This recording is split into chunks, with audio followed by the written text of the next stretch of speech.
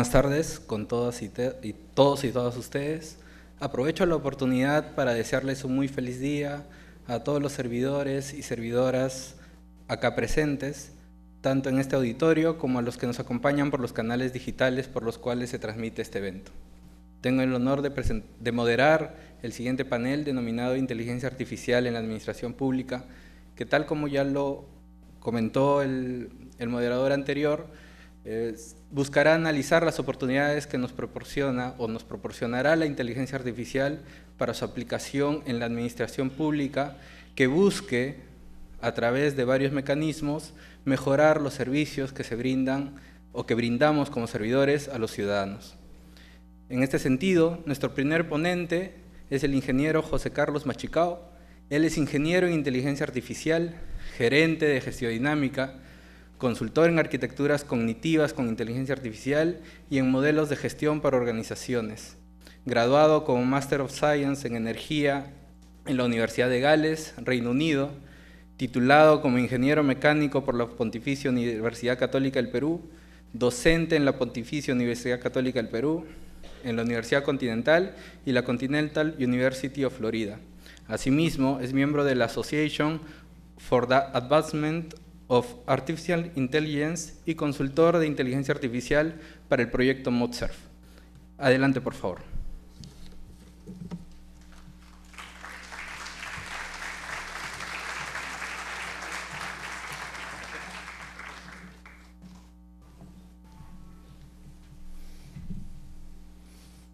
Bueno, muy buenas tardes con todos. No sé si está listo el PDF.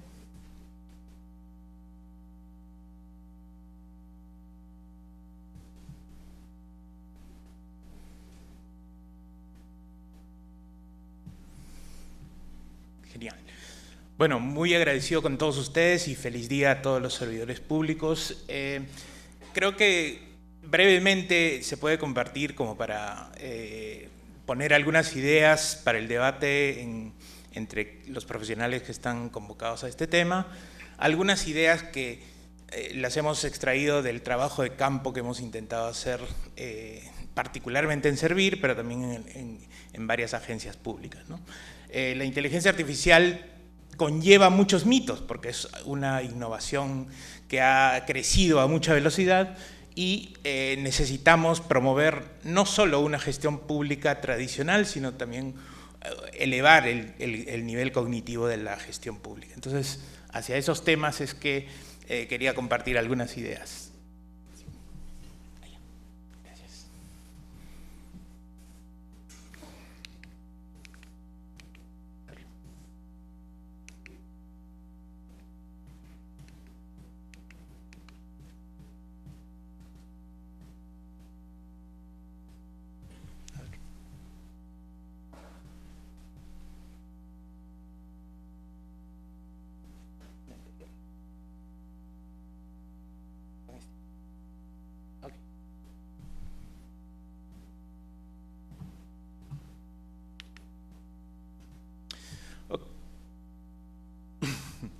Ok, lo primero creo que es tratar de eliminar algunos mitos de la inteligencia artificial.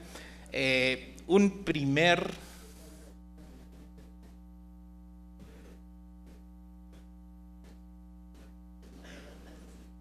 Ok.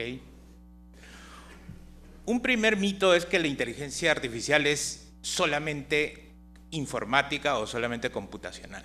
Y creo que eso se está descartando porque creo que el reto en particular para los gestores públicos es tener una inteligencia artificial en donde su rol, su participación sea el eje. Entonces, considerarla como una rama de la informática, como una rama de la computación, ya es insuficiente. Es más bien una rama, en todo caso, de la ciencia cognitiva. Creo que hay algún virus.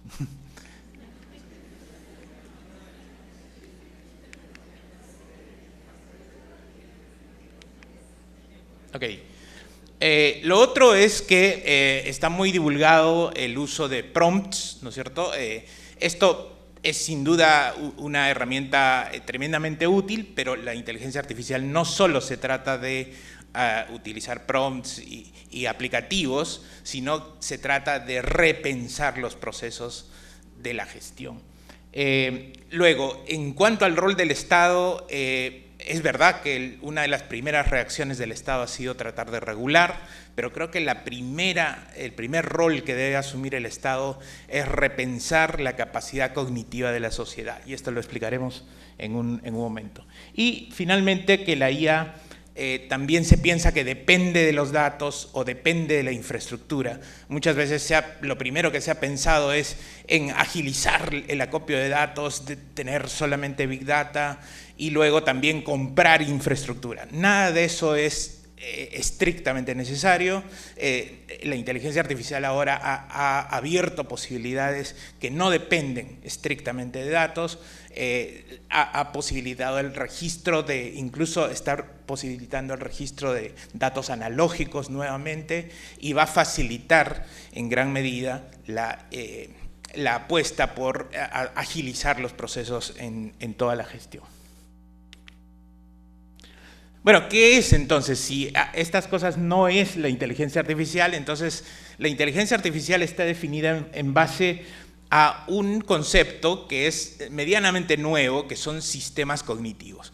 Y los sistemas cognitivos son conjuntos de elementos que están optimizados por consistencia. Es decir, cuando un conjunto de profesionales como ustedes se juntan alrededor de un tema para reflexionar, lo que forman es un sistema cognitivo que empieza a generar conocimiento, a generar comprensión de cómo son las cosas.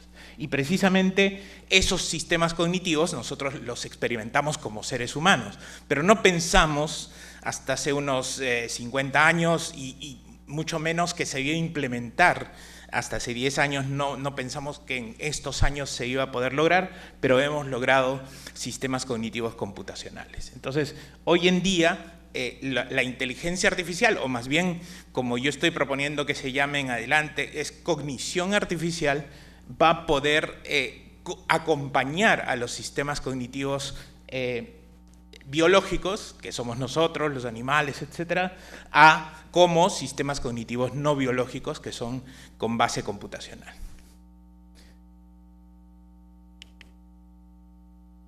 Entonces, una de las características más saltantes de estos meses, vamos a decir, de estos últimos 12 meses, es que posteriormente ya a la salida de los LLMs, de los modelos de lenguaje de alto volumen, como son el GPT, Gemini, Claude, etcétera, son los sistemas multiagente. Los sistemas multiagente van a requerir que los gestores públicos definan mucho más claramente sus roles, sus procesos, sus tareas, y puedan transferir aquellos que no impliquen riesgo para transferir. Y esto va a agilizar enormemente toda la gestión, y estos sistemas multiagentes serían los que haya que implementar. Acá una nota particular para la gestión pública es que estos sistemas multiagente no deberían requerir de los funcionarios públicos más capacidad computacional o matemática, simplemente un mayor conocimiento de sus propios roles, una mayor definición de sus propios roles. Por lo tanto, a diferencia de lo que muchas veces se habla, que va a cambiar el tipo de competencias que los profesionales tienen, yo creo que va al contrario. La computación lograda hasta este momento y en adelante más aún, lo que va a lograr es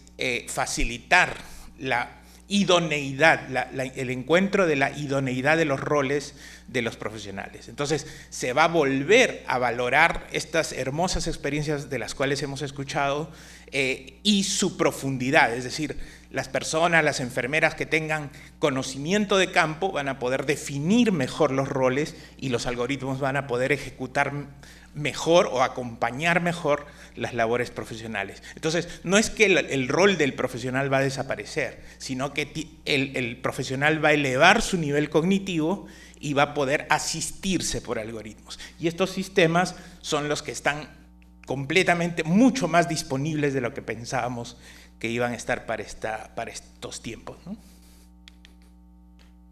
Y la última idea fuerte, digamos, sería que esto debe llevarnos a una reflexión, que es el Estado tendría que preocuparse mucho más de hacer un monitoreo de la capacidad cognitiva social, de la capacidad cognitiva de la población.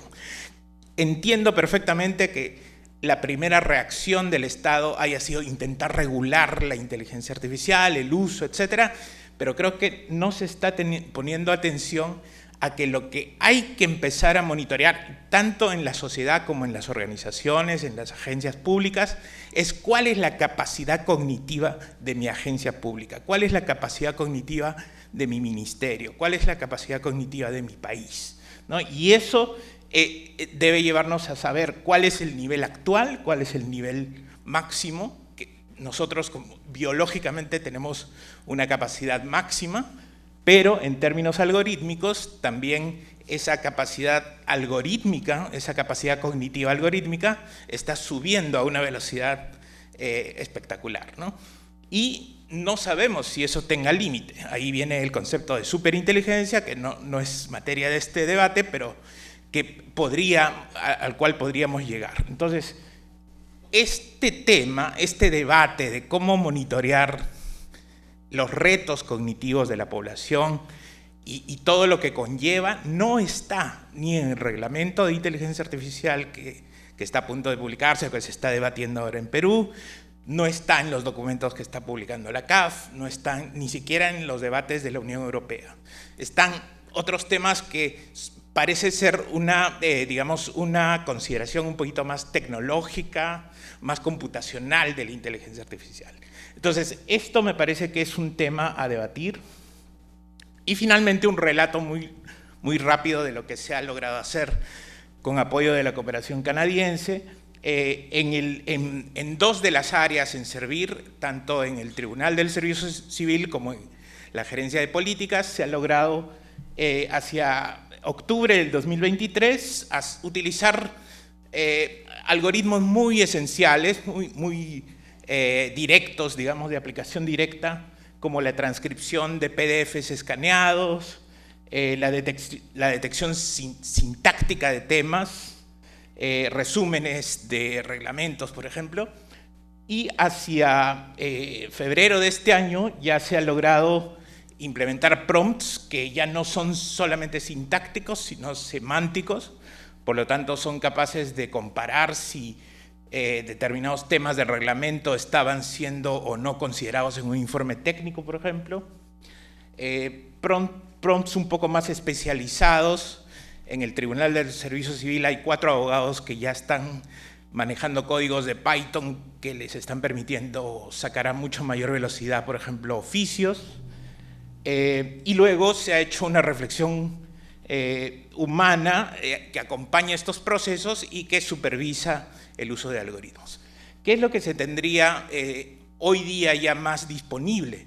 Sería la implementación de sistemas multiagente que pudiera hacer clasificaciones automáticas de consultas, clasificaciones de informes, de repente redacción de informes, y todo eso está técnicamente disponible. De hecho, hasta tenemos algunos demos que los estamos experimentando, y entonces esto ya no es una visión de futuro, es una realidad incluso en la propia institución en servir, ¿no? Es lo que quería compartir y espero que sirva para poder alimentar el debate. Muchas gracias.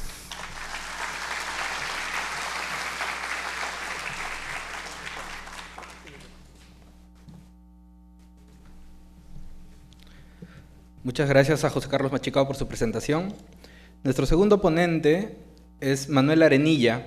Él es licenciado y doctor en Ciencias Políticas y de la Administración por la Universidad Complutense de Madrid, España. Ha sido director del Instituto Nacional de Administración Pública, INAP, en España, consejero de Desarrollo Autonómico y Administración Pública del Gobierno de La Rioja, ha sido director académico y vicedecano, ha pertenecido a consejos de administración y juntas directivas de empresas públicas de carácter autónomo y estatal y ha formado parte de los órganos de dirección de organismos internacionales. Tiene publicaciones entre monografías, capítulos y artículos científicos. Actualmente es docente universitario en el área de Ciencia Política y de la Administración de la Universidad Rey Juan Carlos. Adelante, por favor.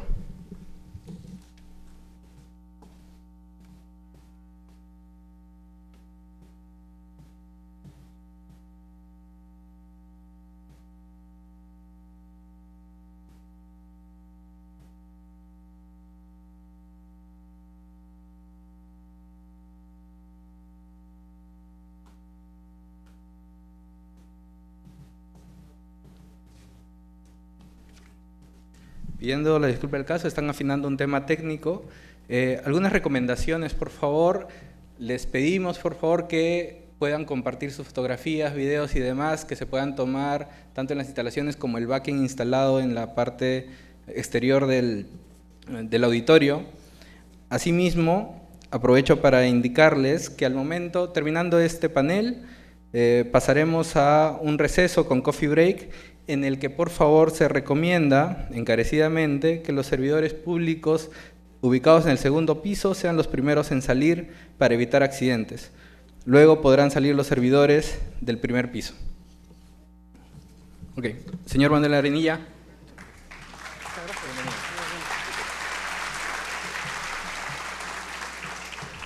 Bien, buenas tardes de nuevo. Es otro día, pero bueno, sigue siendo tardes. Bueno, vamos a hablar de otro tema distinto, pero no se olviden de lo que les conté ayer, ¿vale? Porque es muy importante. Yo no voy a hablar de tecnología, puramente de tecnología, sino voy a hablar de lo que está pasando con la tecnología y el Estado y la administración pública y lo que creo que puede pasar, ¿no?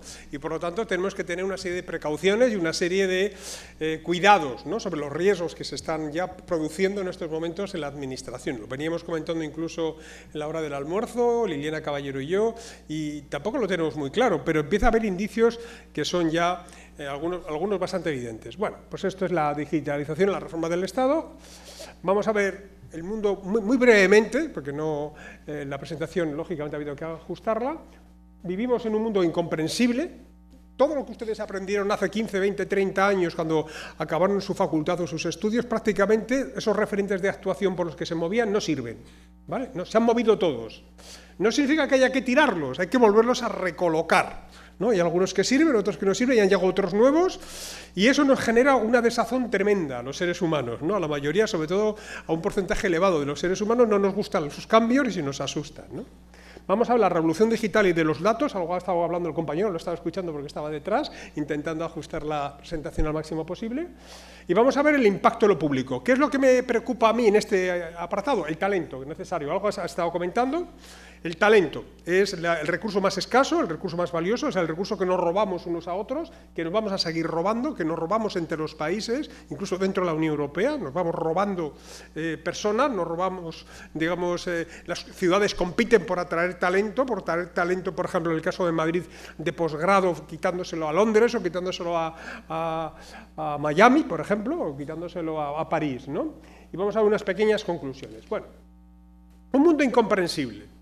Es un mundo incomprensible que ha cambiado fundamentalmente los 30 últimos años. Fundamentalmente, a partir de los años 90, casi todo lo que conocemos hoy en día, que tiene que ver con las revoluciones desde el punto de vista tecnológico, biomédico, las cuestiones medioambientales, los aspectos que tienen que ver incluso geopolíticos, con la aparición de nuevos actores, la recolocación de los viejos actores, la irrupción de Rusia, la irrupción de China dentro del panorama internacional.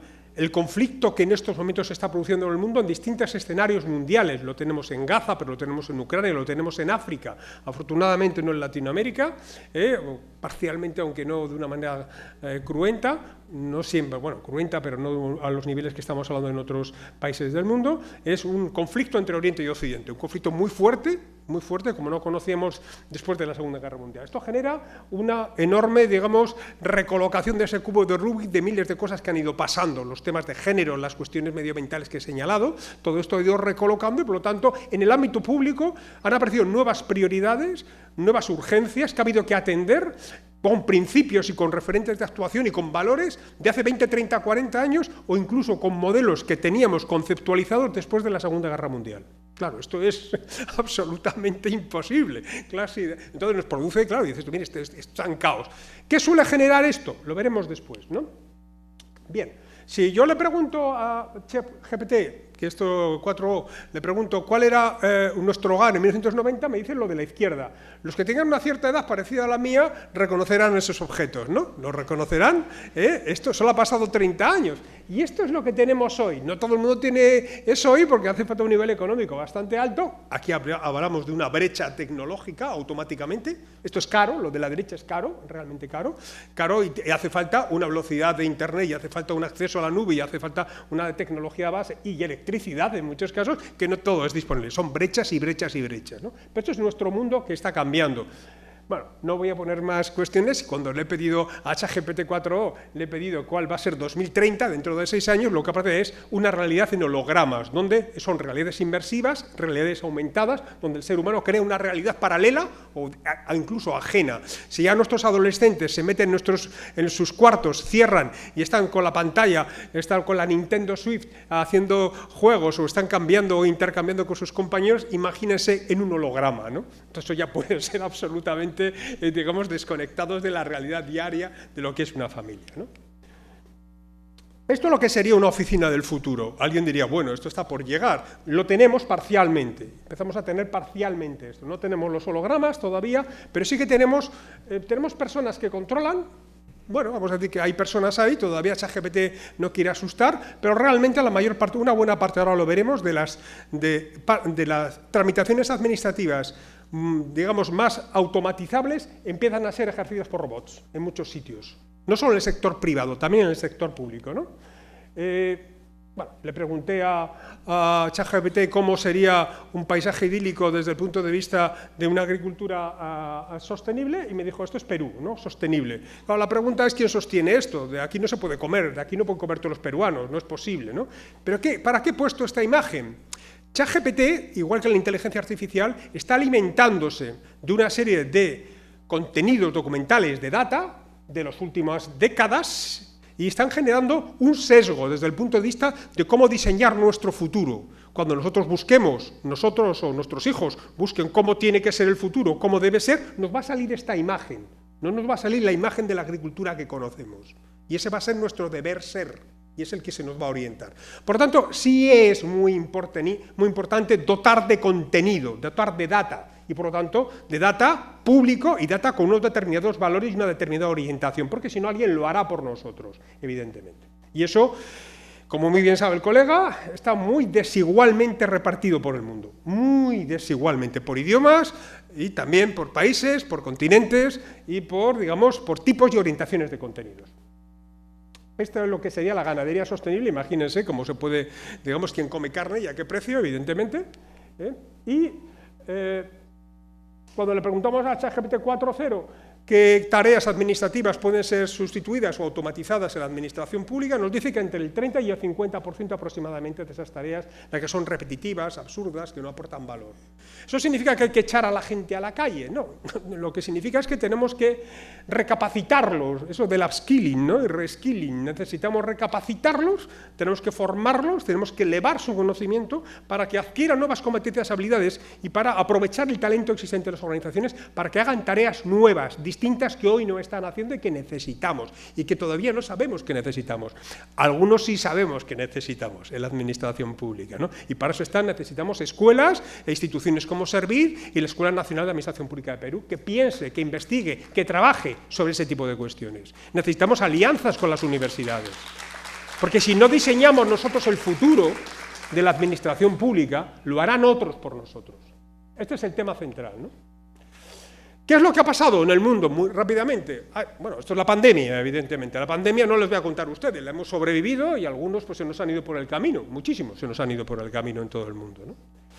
Pero ya esta pandemia viene sobre algo que ya se venía produciendo a mediados de los años 10 de este siglo, ¿no? Y es una tendencia general en el mundo, especialmente en América Latina, pero extendida a todo el mundo, que es una tendencia de una serie de conflictos desde el punto de vista del punto de vista medioambiental y también los conflictos armados, en este caso de la guerra Rusia y Ucrania, o lo más cercano de la guerra de Gaza en Palestina, etcétera, etcétera, ¿no?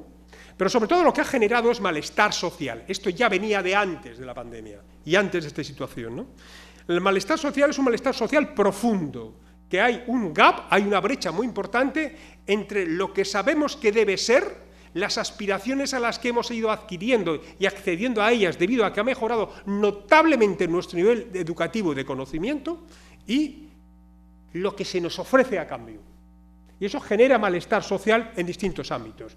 Nos ofrece malestar social desde el punto de vista de rechazo a la distribución del bienestar, a la desigualdad. Miren, desgraciadamente la desigualdad no se ha cerrado, se ha incrementado. Y ese incremento viene desde la pandemia, pero ya se venía produciendo un poco anteriormente, en el caso de Latinoamérica, a partir de los años 14-15 de este siglo, ¿no? Descontento con el ejercicio público, que del poder público, es decir, desconfianza. Y insatisfacción con la representación política y el funcionamiento de las instituciones. Es decir, tenemos un malestar profundo que es pérdida de confianza y pérdida de otorgamiento de legitimidad a las instituciones que deben representarnos y nos deben garantizar el futuro, nos deben interpretar lo que va a ser el futuro. Esto, en definitiva, lo que nos trae es miedo. Nunca ha habido más información que tengamos noticia desde el punto de vista cuantitativo en los últimos 200 años, pero los que se han analizado en los últimos 100 años, nunca ha habido más noticias negativas en la historia de la humanidad que en los últimos años. Son noticias permanentemente negativas, no solo en medios de comunicación y en redes, sino también en las publicaciones escritas, incluso en las académicas. El resultado es un desciende la calidad democrática y el acceso a la democracia de determinados países, y hay un retroceso que empieza justo antes de la pandemia, empieza hacia el año 2018-2019. Es decir, ese futuro de una democracia infinita y más allá, ese futuro se ha parado en seco, va en retroceso en el mundo. ¿Y esto qué situación nos otorga desde el punto de vista político? ¿Qué nos está otorgando? Pues que hay un porcentaje elevado de ciudadanos, en el caso de su país, según Latinobarómetro, aproximadamente el 47% de los ciudadanos no les importaría que un gobierno no democrático llegara al poder si resuelve los problemas. Es decir, ahí no.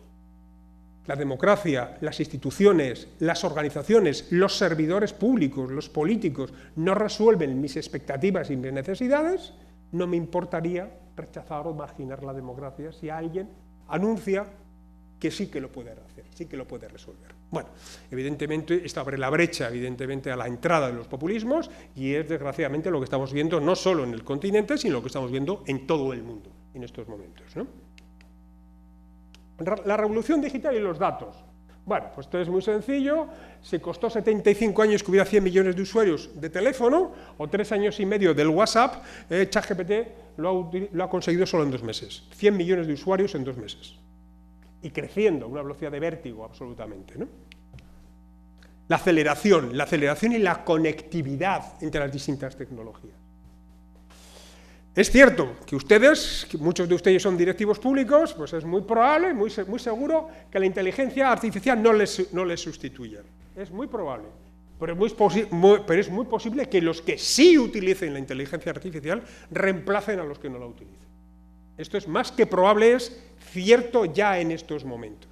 Ya no es una capacidad que tendré que aprender. Ayer se explicó muy bien en una de las ponencias. Bueno, lo dijo Juan Carlos Cortés, creo recordar. Dijo, bueno, ¿y usted por qué tiene 65 años y se dedica a formarse y capacitarse en una escuela así como la Escuela Nacional de Administración Pública? Bueno, porque me quedan 5 años. En esos 5 años tengo que seguir aprendiendo, tengo que dar servicio público. Yo hoy no puedo dar servicio público a un nivel de calidad como el que tenía cuando yo ingresé en la Administración Pública hace 30 y tantos años si no utilizo tecnologías de inteligencia artificial. No es que tenga que programar ni hacer algoritmos, sino tengo que saber qué herramienta necesito para satisfacer el servicio público en el que yo estoy desempeñándome. ¿Qué es lo más importante de la inteligencia artificial? La parte verde. La parte verde son las nuevas tareas que los seres humanos pueden realizar con ayudas de las máquinas y que hoy ni siquiera sabemos qué tenemos que realizar. Esta es la parte, la mayor. Estamos siempre preocupados en la parte, la azulita, ¿no? Tareas humanas que las máquinas podrían automatizar o tareas que pueden realizar los seres humanos, ¿no? Sobre todo en la parte azul, ¿no? Tareas que los humanos pueden hacer las máquinas, ¿no? Pues eso es una parte pequeña, esa es una parte pequeña dentro del conjunto de lo que viene por delante. Es que si estuviésemos en el siglo XVIII diseñando cuál va a ser la primera revolución industrial, ¿no?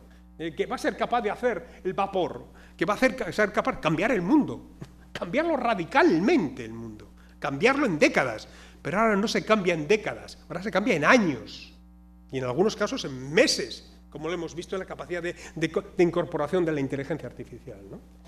Y una incorporación de la inteligencia artificial que lo está haciendo masivamente el sector privado, especialmente el sector financiero, a toda velocidad. Y desde luego que no va a la misma velocidad ni de lejos en el mundo público. Bueno, tenemos robots que son máquinas, pero tenemos robots ya en las oficinas, hasta el punto, este es recientemente una noticia española, que, bueno, la Junta de Andalucía, el Gobierno Autonómico de la Junta de Andalucía, tramitó más de 1,4 millones de expedientes acortando su resolución con un total de 2,5 millones de documentos de forma automatizada en 2 años. Hizo el trabajo de 250 personas. Alguien dirá, voy a suprimir 250 personas. La gran pregunta no es eso, pero ¿qué hacen 250 personas haciendo el trabajo que puede hacer una máquina? Imaginemos ahora que para dar trabajo a las personas nos pusiéramos a construir la pirámide de Keops a pico y pala, cuando tenemos tecnología suficiente para hacerlo de otra manera, completamente distinto. Seguimos haciendo en la administración pública algo que realmente es increíble. Sustituimos perfiles profesionales de hace 40, 50, 60 años que se están jubilando en estos momentos por exactamente los mismos perfiles profesionales, en su país y en el mío. Bien, este es el caso de Perú, lo estaba comentando el compañero antes sobre inteligencia artificial. Bueno, hay que liderar, hay que pensar. ¿Por qué? Porque la inteligencia artificial, sobre todo desde el punto de vista de regulación, afecta a los sesgos, la orientación, sesga principios, sesga valores, ¿no? Otro de los temas claros es el tema de la ciberseguridad, los nuevos riesgos, los nuevos peligros. Necesitamos especialistas en la administración pública y necesitamos especialistas porque no podemos dejar las brechas abiertas, las puertas abiertas. Miren, hay 24.000 ciberdelitos en México. Pues eso es una broma, prepárense para 8 veces más en los próximos años. Los próximos pocos años, porque ustedes no tienen un nivel muy alto de ciberdelitos porque todavía no tienen un nivel muy desarrollado de las cuestiones, digamos, de inteligencia artificial o de tecnología. En el momento que se despegue un poco, se multiplica por 8, que es lo que les toca por población, aproximadamente, ¿no? Y mientras tanto, ¿qué sucede? Bueno, mientras tanto sucede que estamos preocupados de la inteligencia artificial, pero seguimos construyendo escaleras en las que 9 de cada 10 personas se caen. Seguimos haciendo procedimientos desde el punto de vista digital que la gente no entiende y que, según este estudio, no voy a explicar cuál es, hasta el 25% de los expertos, cuando entran a realizar trámites digitales a la administración pública, desisten, porque no los entienden. No los entienden, no tienen dificultades técnicas. El 25% de los especialistas, del resto 9 de cada 10. El problema no es de la persona que se cae con las escaleras, es que la escalera hay que rediseñarla para que las personas no se caigan. Y por lo tanto, hay que evitar esas brechas, hay que evitar esas caídas. Bueno, esto también se hizo en el caso de Argentina, donde los resultados fueron muy similares, donde hay un porcentaje de las personas donde necesitan seguir relaciones presenciales o semipresenciales para realizar determinados trámites administrativos, ¿no? Seguimos teniendo elefantes en la cacharrería. Tenemos elefantes que entran dentro de una habitación y derrumba todo lo que pilla. ¿Y qué es lo que derrumban? Bueno, no vemos el elefante, y el elefante pues tiene que ver con cuestiones como, por ejemplo, porcentaje de hogares que no tienen acceso a Internet. Queremos digitalizar, que queremos capacitar a la población, y las personas que están en el quintil 1, pues hay el 80, el 90% que no tiene acceso a Internet. Pero lo mismo pasa con los niños y las niñas. Esto fue una encuesta justo antes de la pandemia. Y los pasamos a todos, sin más, a la teleformación. Cuando, en el caso del quintil 1 en Perú, más del 90% de los niños y las niñas no tenían acceso a Internet. Pues, ¿cuál ha sido el resultado? No solo en su país, también en el mío.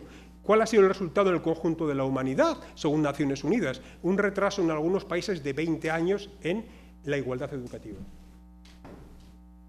Seguimos sin ver ese elefante. Necesitamos cerrar brechas que son básicas desde el punto de vista de la igualdad, desde el punto de vista del acceso a las tecnologías, desde el punto de vista social, desde el punto de vista educativo. El impacto en lo público, los desajustes, necesitamos talento. El último informe sobre talento internacional lo que nos dice es que el 75%, hay un desajuste del 75% de talento. ¿Qué significa esto? Bueno, que entre lo que necesitamos y lo que nos falta el 75%. Necesitamos darle formación, capacitación.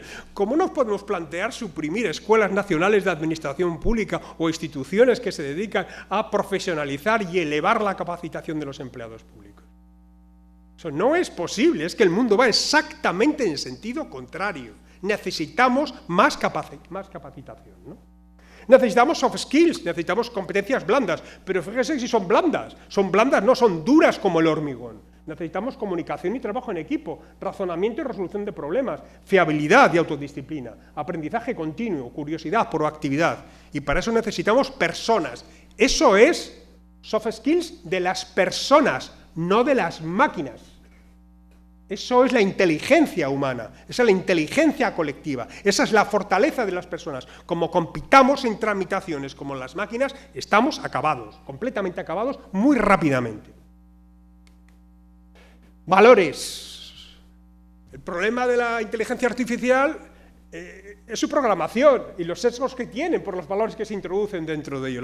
Las máquinas no tienen valores, se les introducen los valores y los valores se los introducimos las personas. Por eso necesitamos la inclusión, necesitamos la diversidad, necesitamos la integración, necesitamos un pensamiento holístico, integrado, variado. Necesitamos esa riqueza que existe en la sociedad, que sea representativo, porque si no los valores serán sesgados, ¿no?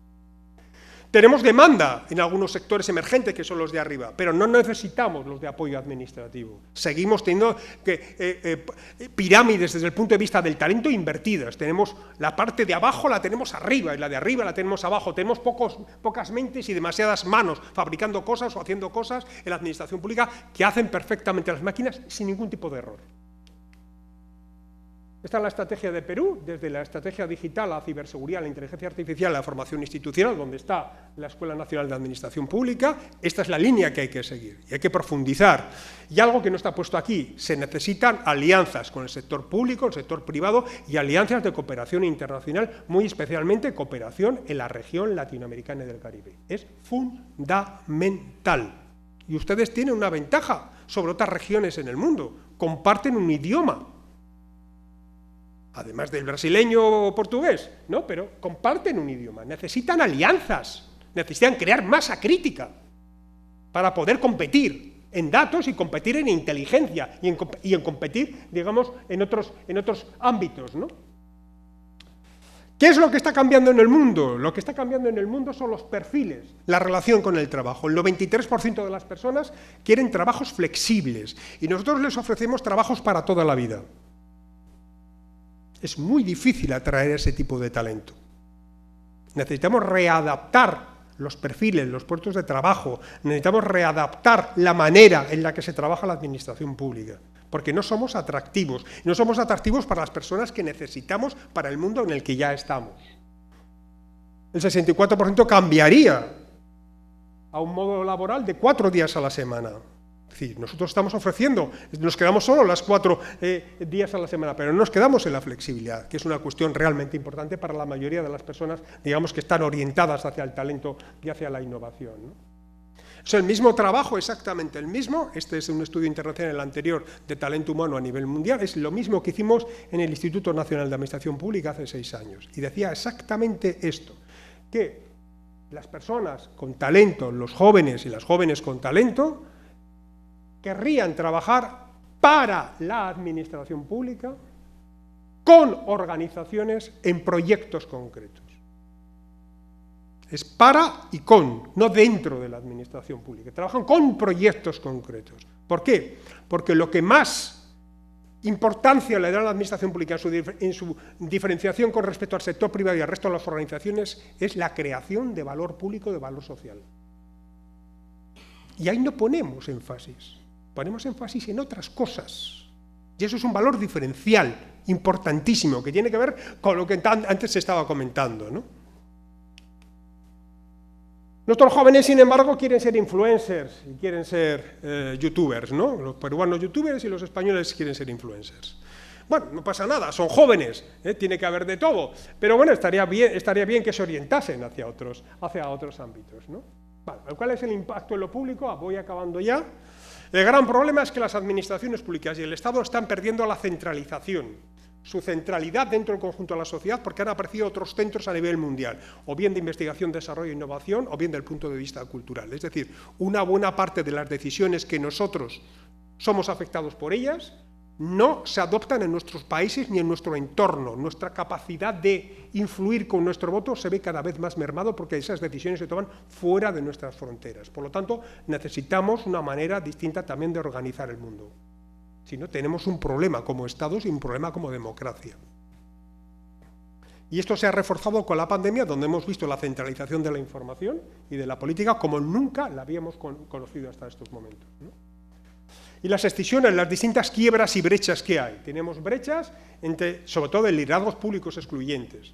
Estamos acostumbrados ya en todos nuestros países que quien gana se lo lleva todo. No respeta a las minorías. Pero es que las minorías a veces son del 49,9%. Y dentro de la administración tenemos brechas donde tenemos que diferenciar el talento y la capacitación de directivos y del resto, de puestos digitalizables y los que no, de puestos que necesitamos tecnologías y los que no necesitan tecnologías, ¿no? Y tenemos que resolver el problema de la desigualdad en todos nuestros países, porque empieza a no funcionar el ascensor donde funcionaba, deja de funcionar y en algunos sitios nunca funcionó el ascensor de la educación. ¿Qué nos ha enseñado la pandemia? Que el factor fundamental para cerrar brechas y el factor fundamental para crear sociedades fuertes y estados capaces es el objetivo de desarrollo sostenible que tiene que ver con la educación. La educación es el elemento tractor y, por lo tanto, evidentemente, invertir en educación no es invertir en futuro, es invertir, no solo en futuro, por supuesto, sino invertir en igualdad y invertir en democracia. Y, desde luego, las brechas entre el conocimiento necesario y el que empleamos. El que empleamos es poco conocimiento para lo que necesitamos. Necesitamos mucho más conocimiento, necesitamos más talento, necesitamos talento mucho más diverso del que ahora estamos teniendo y mucha más riqueza desde el punto de vista de su disciplinariedad, ¿no? Necesitamos alianzas. ¿Por qué? Porque cada vez nos vamos encontrando con que para resolver problemas echamos mano de organizaciones que ya no son públicas. Y por lo tanto introduce sus propios sesgos, sus propios valores. No tienen por qué regirse por el interés general. Miren, ayer les hablaba de orgullo funcionarial, pero es que el orgullo funcionarial consiste en que tener conciencia de que somos garantes de derechos y libertades y que trabajamos por el bien común. Esto no tiene por qué hacerlo las grandes empresas tecnológicas. Ese no es su trabajo, esa no es su tarea. Si esas empresas tecnológicas u otras empresas que están surgiendo son las que son preferidas por los ciudadanos para que les hable del futuro, para que les hable y les resuelva sus necesidades o para que les orienten en la manera en la que tienen que vivir, lógicamente mermaremos la democracia y mermaremos la capacidad de que la ciudadanía pueda influir y pueda participar en su futuro. Y este es digamos, el elemento más importante en el que estamos corriendo riesgos con las tecnologías y de manera muy específica con la inteligencia artificial. Por último, bueno, necesitamos que ya el concepto de lo público no puede ser solo la administración. Necesitamos alianzas, como he dicho antes, y necesitamos alianzas públicas, privadas y sociales. ¿Y qué significa esto? Necesitamos el talento y los recursos existentes en la sociedad, los necesitamos para poder resolver los problemas que tenemos diariamente. Y eso es otro concepto distinto. Ya esto significa modestia, reconocer que todo el talento y el conocimiento no están en la administración pública, están en el conjunto de la sociedad. Y por lo tanto tenemos que organizarlo de una manera distinta a como lo estábamos haciendo hasta esos momentos. Dejo las propuestas y las conclusiones, me voy a la última, que es esta, necesitamos aprender. Aprender a lo largo de toda la vida, volver a ser niños y niñas, toda la vida, con 50, con 40, con 30, con 60, con 65 años o a punto de jubilarnos. Necesitamos esa curiosidad, porque las máquinas no son curiosas, los niños sí son curiosos, los niños quieren aprender. Los niños quieren conocer cada vez más cosas y necesitamos esa curiosidad. Ahí vamos a ganar a las máquinas esos 20-0 sin ningún tipo de problemas. No podemos simplemente dejarnos llevar, ¿no? Y nada más, aprender es lo que necesitamos. Muchísimas gracias.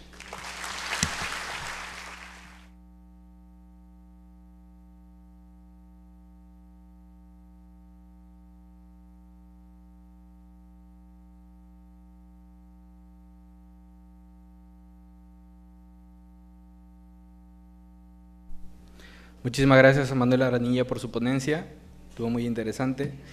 Nuestra tercera ponente es Verónica Rojas. Ella es abogada por la Pontificia Universidad Católica del Perú, magíster en Administración Pública, Ciencias Políticas y Gobierno por el Instituto Universitario Ortega y Gasset, magíster en Gerencia Social y Gestión de Proyectos de la Pontificia Universidad Católica del Perú, egresada del doctorado en Derecho por la Pontificia Universidad Católica del Perú, titulación en Modelo Innovador de Gestión del Departamento Legal con Eficiencia y Tecnología por ESADE, ha sido asesora en la Secretaría General del Ministerio de Relaciones Exteriores, directora general de Políticas y Análisis Regulatorio de Pesca y Acuicultura en el Ministerio de la Producción del Perú. Investiga sobre las tecnologías emergentes, metaversos y el derecho. Cuenta con amplia trayectoria profesional ejerciendo cargos directivos y de asesoramiento en diversas entidades públicas, tales como el MINSA, la PCM, MINEM, el Ministerio de Trabajo y Promoción del Empleo, el Ministerio de Salud, el Ministerio de la Mujer y Poblaciones Vulnerables, el Ministerio de Desarrollo e Inclusión Social y el Ministerio de Relaciones Exteriores. Ha sido vocal de tribunales administrativos, tanto ambiental como de la CGR, y fue miembro del Consejo Directivo de Indecopi y de Su Salud. Actualmente es docente universitaria, coordinadora del Grupo de Investigación en Derecho Público y Buen Gobierno y coordinadora del Grupo de Trabajo de Inteligencia Artificial y Derecho en la Pontificia Universidad Católica del Perú, y es subsecretaria, actualmente es la subsecretaria de Gestión Pública de la Secretaría de Gestión Pública de la Presidencia del Consejo de Ministros. Adelante, por favor.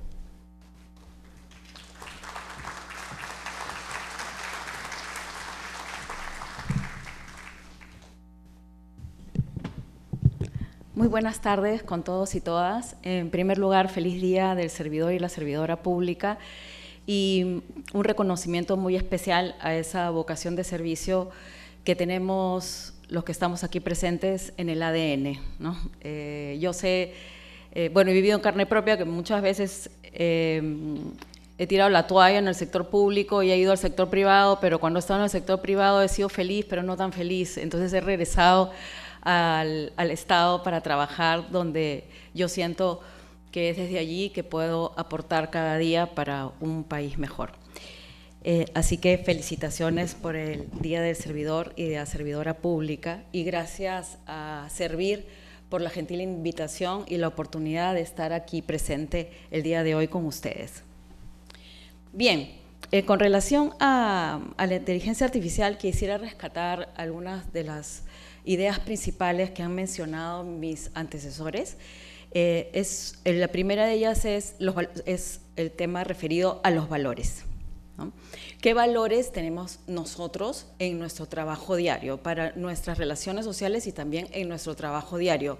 Si trabajamos en el sector público, siempre es vocación de servicio, ética, ¿no? Integridad, y le queremos incorporar ahora la innovación y, por supuesto, como está de moda, todos tenemos la idea y nos seduce mucho saber cómo podemos aplicar la inteligencia artificial para ser innovadores. Y eso es un mito, porque en realidad nosotros podemos ser innovadores sin aplicar la herramienta denominada inteligencia artificial. Ya lo había mencionado en la primera exposición. Entonces, en ese sentido, yo quisiera que nos enfoquemos en los problemas. Nosotros, como servidores y servidoras públicas, somos protagonistas de problemas diariamente, y como los protagonistas de los problemas, nosotros somos los protagonistas también para esas posibles soluciones. Y quisiera decirles una diferencia entre dos palabras, ¿no? Una es automatización y la otra innovación. Entonces, ¿qué es la automatización? Es hacer lo mismo de una manera más rápida, automática, estandarizada y rapidísimo. Entonces, si nosotros aplicamos estrategias de mejorar el trabajo para reducir tiempos, automatizándolo, quizás apliquemos la tecnología para hacer más de lo mismo, ¿sí? En cambio, cuando nosotros aplicamos el concepto de innovación, nos estamos permitiendo pensar de manera diferente, hacer las cosas de manera distinta. No la típica pregunta, ¿por qué lo hacemos por qué solucionamos y atendemos los asuntos de esta manera? Porque siempre se hizo así. Entonces debemos permitirnos abrir esa mentalidad, ser un poco flexibles y decir, ¿cómo puedo hacer esto de manera diferente? ¿Sí? Entonces, una de las herramientas, por supuesto, es la inteligencia artificial, y ya nos han comentado los efectos de la inteligencia artificial, los contextos complejos en los cuales vivimos, que muchos le dicen los entornos VUCA por sus siglas en inglés, que son volátiles, inciertos, complejos y ambiguos, ¿no? Y eso nosotros estamos muy acostumbrados desde la pandemia. Entonces, la tecnología es uno de los drivers del futuro del trabajo. ¿Qué quiere decir de los drivers del futuro del trabajo? Que es como una fuerza magnética que va jalando las cosas hacia eso. Y es por ello que el doctor Arenilla hablaba de que tenemos que formar talento, tenemos que formarnos en conocimiento de estas tecnologías y no solamente elegir dentro de todo el abanico que tenemos la inteligencia artificial. Entonces, ¿qué podría pasar? Por ejemplo, yo soy abogada y vengo aquí en mi rol de profesora de Sociedad de la Información de la Universidad Católica. En los próximos años, en cuanto a los servicios legales, el estudio de Goldman Sachs, ¿qué es lo que nos dice? Que somos los segundos en la lista que hacemos tareas automatizables, es decir, el 44% de las tareas que hacemos los abogados al prestar los servicios legales fácilmente se podrían automatizar y hacer mejor con la inteligencia artificial generativa. Pero eso también se puede ver de una manera positiva. ¿Cuál es la manera positiva? Que la inteligencia artificial generativa, como lo dijo también el doctor Arenilla, no la veamos como que nos va a sustituir, sino que puede permitirnos hacer mejor las cosas, es decir, con un concepto de inteligencia aumentada, ¿no? Pero no con una excesiva dependencia. Y entonces lo que nos queda es acoger la innovación para adaptarnos a los cambios. Entonces, en cuanto a los conceptos base que nosotros debemos conocer para lo de la inteligencia artificial, son estos 4. Y no me voy a detener en ellos porque ya se ha hablado en las 2 exposiciones anteriores, pero lo que sí quisiera mencionarles es algo, no miran la diapositiva, escuchémonos, son 3 riesgos que ha identificado un comité asesor de inteligencia artificial de alto nivel de la ONU que se creó el año pasado con 28 o 30 especialistas renombrados a nivel mundial. Ellos han emitido un informe muy interesante, muy breve, tiene creo que no más de 30 páginas, y nos dicen que hay 3 riesgos principales para la humanidad del uso de la inteligencia artificial.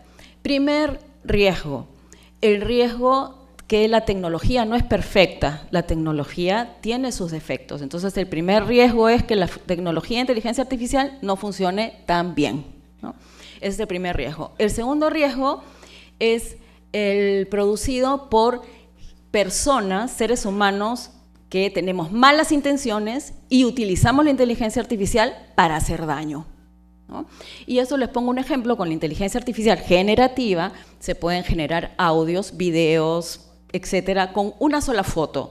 Si nos conseguimos una foto de una persona, de ustedes, una foto carnet, se puede crear un video completo. Entonces, ¿qué pasa en las democracias cuyo entramado social, político, depende mucho de la información que sale en redes, ¿no? ¿Qué es lo que pasa en ese caso si es que es utilizada la inteligencia artificial por políticos que quieren destruir a su oponente político? Entonces llenan las redes de noticias falsas, lo que nosotros conocemos como deepfake, o noticias que no tienen ninguna veracidad, ¿sí? Entonces ese es el segundo de los riesgos, cuando alguien utiliza la inteligencia artificial para hacer daño. Y también, como nos mencionó el doctor Arenilla, va a aumentar los ciberdelitos, la comisión de ciberdelitos. Y el tercer riesgo de la inteligencia artificial es el sesgo de automatización.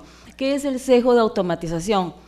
La excesiva dependencia de nosotros con la inteligencia artificial, de tal manera que nos sustituya, que la usemos para hacer nuestro trabajo, ¿sí?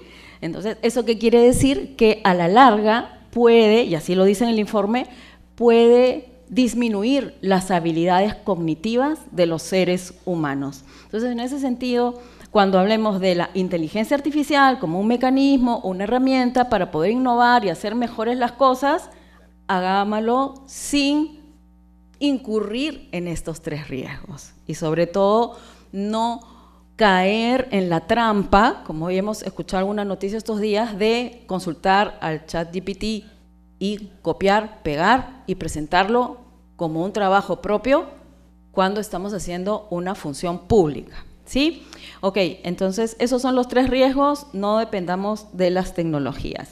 Bien, yo voy a avanzar aquí en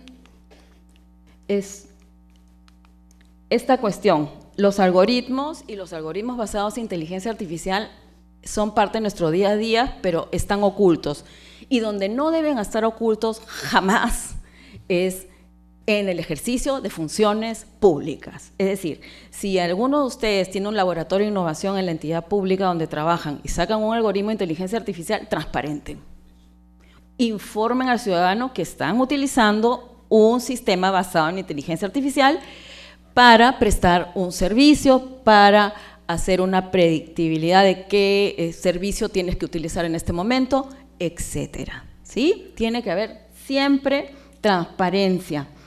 Y la inteligencia artificial parece nueva, pero no lo es. Se habla ya desde la década de los 40 y en 1950, ¿no? 1950, Alan Turing, ustedes lo conocen, como recordarán, él creó el test de Turing, pero actualmente creo que nosotros estamos en la trampa de Turing, es decir, todos creemos que la inteligencia artificial es la única vía para resolver los problemas, ¿verdad? Bueno, desde 1950 existe la inteligencia artificial, no con este nombre, sino que Alan Turing hizo una publicación de un paper donde se preguntó lo siguiente: ¿las máquinas pueden pensar? Y él mismo, 2 párrafos después, dice, esa no es una pregunta correcta. Lo que debemos preguntarnos es que las máquinas, interactuando con los seres humanos, podrían engañar a un ser humano y el ser humano podría creer que está interactuando con otro ser humano cuando está interactuando con una máquina, con una computadora. 5 años después le pusieron el nombre de inteligencia artificial en un taller de investigación en la Universidad de Dartmouth. Ya en 1966 ya había un chat de conversación. En 2011 un chat creado por IBM ya le había ganado un concurso público que, como sería acá en Lima, como lo que vale el saber, la inteligencia artificial le ganó a un ser humano. Y actualmente tenemos alrededor de 640.000 sistemas basados en inteligencia artificial generativa de código abierto. Les he puesto ese link que dice Hugging Face. Ustedes entran a Hugging Face, hay 640.000. Y de verdad hay muchísimos más. Lo que se regula no es la inteligencia artificial en sí misma. Lo que se regula es el uso del sistema basado en inteligencia artificial. ¿Sí? Lo que les he puesto acá son 2 definiciones muy distintas. A la izquierda es la definición de la OCDE, que es la más, digamos, la que se asemeja más a nuestra realidad, pero si pasa un año, de repente esta definición queda atrás, ¿no? Y la otra es de la ley peruana. En cuanto a los tipos de inteligencia artificial, nosotros estamos en el lado izquierdo, que es Narrow AI, que es lo que tenemos en la actualidad desde 1950 hasta 2024. Lo que nosotros vemos en las películas, y todavía es teoría, son la inteligencia artificial general. Hay investigaciones, evidentemente, y luego la superinteligencia. Y los sistemas basados en inteligencia artificial tienen su principal ingrediente, que son los datos. Los datos. Entonces, este es un esquema. Un algoritmo de inteligencia artificial necesita un input, que quiere decir son los datos, y el algoritmo se diseña para resolver un problema y puede botar un resultado. En este caso, lo que ustedes ven a la izquierda son un montón de datos, de figuras, porque quieren crear ustedes un algoritmo de inteligencia artificial para que les identifique los perros. Y entrenan al algoritmo y el resultado es que si ve esta imagen, el algoritmo te va a decir, ah, es un perro husky. Pero también puede ser que el algoritmo se equivoque porque no tiene un nivel de precisión, ¿sí? Y en este caso, cuando ve la foto de un perro husky, lo identifica como un lobo. ¿Qué es lo que pasa? ¿Cómo se relaciona esto? No me estoy perdiendo, no estoy divagando. ¿Cómo se relaciona esto con el sector público? Imagínense ustedes crean un sistema de inteligencia artificial para resolver problemas de los ciudadanos y siempre se equivoca, el 70% de las veces se equivoca. ¿Ustedes creen que ese sistema debería salir a ser usado por todos los ciudadanos? Yo estoy segura de que no. Entonces, ahí vamos viendo que nosotros tenemos que tener un proceso de generación de la idea interna en la administración pública, irlo validando y continuar. Muy bien, entonces, lo que quiero comentarles para cerrar la idea es las tecnologías, incluyendo los sistemas basados en inteligencia artificial, los usos deben estar al servicio de la ciudadanía. Y el Estado puede tener en consideración dos instrumentos, yo les recomiendo tener en consideración, bueno, tres instrumentos para que ustedes puedan tener una guía y puedan innovar con inteligencia artificial, ¿no? En primer lugar está la recomendación ética para la inteligencia artificial de la UNESCO. Del año 2021, el Perú es parte. Es opcional, pero es importante porque tiene valores a seguir y también te dice no puedes utilizar inteligencia artificial para todo, sino primero identifica un problema, evalúa las salidas que tienes tecnológicas y si la mejor es la inteligencia artificial, la mejor para la ciudadanía, la más segura, bueno, eliges esa, ¿no? Otra de las herramientas importantes está recientemente aprobada el año pasado, la Carta Iberoamericana para la Inteligencia Artificial en la Administración Pública. Y también coloca valores, éticas y nos da un poco de aterrizaje en cuáles son las metodologías internas que los servidores públicos podemos seguir y pasa por el fortalecimiento de capacidades, establecer equipos multidisciplinarios, validar esas salidas antes de prestar los servicios a los ciudadanos. Y la tercera de ellas es un documento elaborado por la CAF, que es una guía para elaborar políticas y estrategias, porque la regulación, así como decía, regular por regular, en realidad no tiene mucho sentido, pero si tú tienes unas políticas, sabes hacia dónde va el país y en qué sentido la inteligencia artificial nos podría ayudar para prestar mejores servicios a la ciudadanía. Entonces los dejo con esos tres instrumentos y con eso cierro. El primero, la recomendación ética para la inteligencia artificial de la UNESCO, la Carta Iberoamericana de la Inteligencia Artificial para la Administración Pública y la guía para elaborar estrategias nacionales y políticas nacionales para el uso de la inteligencia artificial. Muchas gracias.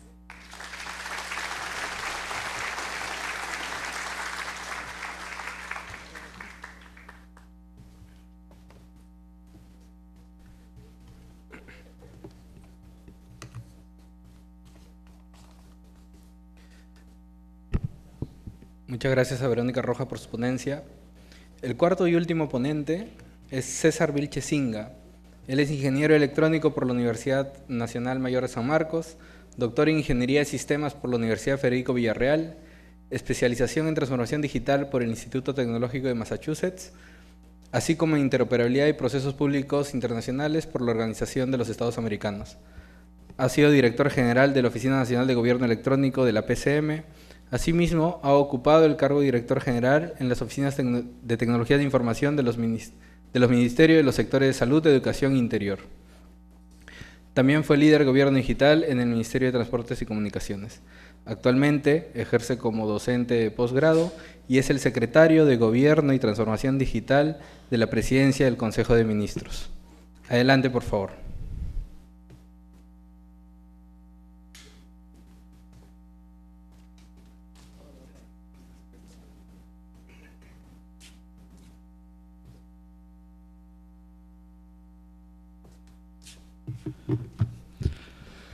Bien, buenas tardes con todos. Feliz día del servidor público.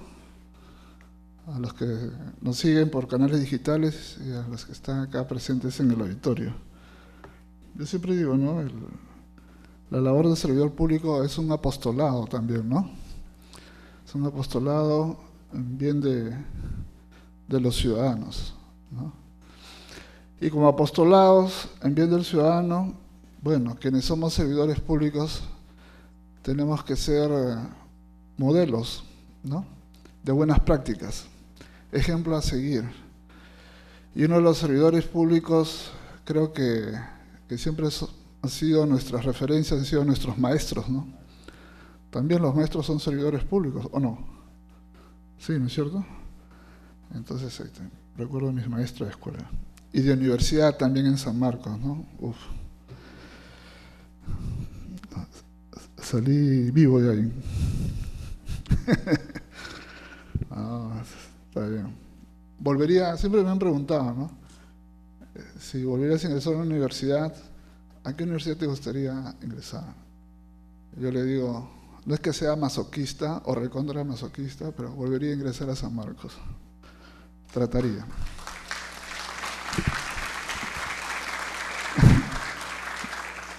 Bien, tengo poco tiempo, así que vamos a la velocidad de la banda ancha y de la inteligencia artificial. A ver, ¿qué es transformación digital? Mientras ustedes se distraen leyendo ahí, yo les digo que transformación digital no es otra cosa que lo digital por defecto. Transformación digital no es otra cosa que lo digital por defecto. ¿Eso qué significa? Toda actividad, todo proyecto que realices dentro de la entidad pública, siempre debe estar presente la variable de usar tecnologías digitales, ¿ya? La variable de usar tecnologías digitales. Y como manda la transformación digital, que es una teoría no de estos últimos 3-4 años, nosotros en la Presidencia del Consejo de Ministros, en lo que antes se llamaba Oficina Nacional de Gobierno Electrónico e Informática, hoy Secretaría de Transformación, hoy Secretaría de Gobierno y Transformación Digital, ya lo habíamos mapeado a la transformación digital desde el año 2012. Acuérdense ustedes que el gobierno electrónico empieza el año 2003, de la PCM, ¿no? Y también con gobierno electrónico empieza otra corriente bastante interesante llamada sociedad de la información. Gobierno electrónico, el uso de las tecnologías de información dentro del Estado para mejorar procesos, con el objetivo también principal de mejorar los servicios públicos al Estado, los servicios públicos orientados al ciudadano, ¿no? Y ahí está el tema de la simplificación administrativa, la mejora de la gestión pública. Y claro, un componente importante siempre son los recursos humanos, ¿no? Entonces, el servidor público, ¿no? Hay que mejorar sus capacidades. Y el tema de social e información es otra cosa que masificar el uso del Internet en el país, ¿no? Pero no solamente el Internet, sino el Internet y sus aplicaciones. ¿Y por qué? Porque con eso más compatriotas nuestros van a poder tener contenidos actualizados, se va a compartir información, lo último, y siempre van a estar ciudadanos bien informados. Pero no solamente queremos ciudadanos que nos escuchen, sino que haya un feedback de retroalimentación con las entidades públicas, ¿no? Por eso que también decimos que desde el Estado ha ayudado mucho a fortalecer el tema de social información, pero también nuestra democracia digital, ¿no? Entonces eso también ha sido muy importante. Y desde ahí, el año 2014, le echamos el ojo a lo que pasaba en Europa y la apertura de nuestro país a tratados de libre comercio, no solamente con Estados Unidos, con Europa, y luego la meta de ser un país OCDE, que también lo han mencionado, pertenecer a este organismo de cooperación para el desarrollo económico. Identificamos esta corriente en Europa llamada transformación digital, pero que ya se venía estudiando en Estados Unidos. Y ahí descubrimos lo que yo les he dicho, ¿no? Que transformación digital, lo digital por defecto, y que siempre hay que estar pensando en utilizar esas herramientas. ¿Por qué? Porque hacen productivo y competitivo no solamente a una organización, a una institución pública, que es nuestro caso que queremos aprovecharlo, sino también a una empresa, a nuestras empresas. Y no solamente a las grandes y medianas empresas, sino también a las micro y pequeñas empresas en nuestro país. Pero ¿quiénes deben liderar su uso? Somos nosotros, ustedes, desde el Estado. Cada uno desde su puesto de acción, de combate. Por eso que esta corriente llamada inteligencia artificial, ¿no? Yo le llamo, es un nuevo desembarco de la administración pública, ¿no? Es un nuevo desembarco en Normandía, en este objetivo por llevar un mayor desarrollo económico y social a nuestro país, ¿no? Y la transformación digital, para terminar, se aplica a toda la organización, no se aplica a una parte, se aplica a toda la organización, a toda la entidad pública. Por eso que PCM dio el año 2018 una norma que toda entidad pública debe tener primero su comité de gobierno y transformación digital. Primero se llamaba Comité de Gobierno Digital, luego salió en el 2020 el decreto de urgencia 006 que crea el Sistema Nacional de Transformación Digital. Y en el reglamento del 2021 los comités de gobierno digital pasan a llamarse comités de gobierno y transformación digital. Y hay un producto principal de planificación, que lo trabajamos conjuntamente con CEPLAN. Recuerden, primero pienso, luego existo, ¿no? Primero planifico y determino mis alcances, mis recursos y hasta dónde quiero llegar, mis metas y mis productos tangibles, ¿no es cierto? Entonces, a partir de 2021, el plan de gobierno digital se llama Plan de Gobierno y Transformación Digital. Plan de Gobierno y Transformación Digital. Y ahí deben estar todos los proyectos, principalmente, que debe desarrollar cada entidad pública en el ámbito de sus competencias, de su cobertura geográfica de atención, proyectos donde se usen tecnologías de información, entre ellos tecnologías emergentes como la inteligencia artificial. Y otras, ¿no? Como la interoperabilidad, blockchain, machine learning y todo lo demás. Les comentaba el Sistema Nacional de Transformación Digital, hay temas de regulación, ustedes saben muy bien, por más buena intención que nosotros podamos tener como servidores públicos, podemos ser muy entusiastas en el tema, sí, de hecho hay que ser proactivos, todo debe estar en lo posible regulado, ¿no? Regulado. Ahora, no es que la regulación hoy en día sea estática, ahora es ya lo ha comentado Verónica, ¿no? Es el reto que tiene gobierno digital, transformación digital. Es un trabajo multidisciplinario desde el Estado, no es solamente un trabajo tecnológico, entran todos. Entra no solamente la gente de TI, la gente de Derecho, la administración, los administradores, hoy se llama administración digital, administración electrónica, entran los economistas, economía digital, ¿no? Entran los psicólogos, entran los sociólogos, los nuevos comportamientos hoy en día de las personas, pero también los nuevos comportamientos de los servidores públicos. No es que yo veo a muchas personas y uno cuando se va a un restaurante a comer con la familia, no es que esté distraído, hoy no me está haciendo caso, y dice, no, es que ahora está mirando acá y está mirando allá, ¿no? Nos hemos vuelto recontra multitasking, ¿no? Entonces, pero ha cambiado los hábitos.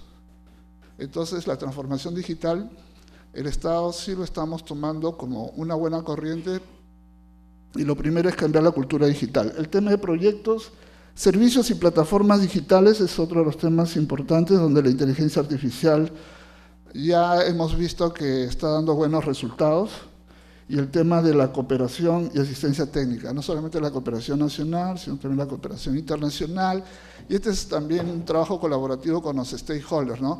El Estado, liderado en el ámbito de sus competencias por las entidades públicas, Poder Ejecutivo, tenemos los organismos autónomos, la regulación también en las controversias, es muy importante la participación del Poder Judicial, el sector justicia, y un trabajo colaborativo que hoy día estamos haciendo con el Congreso de la República, justamente en reglamentar y en legislar y afinar mejor las normas respecto a inteligencia artificial.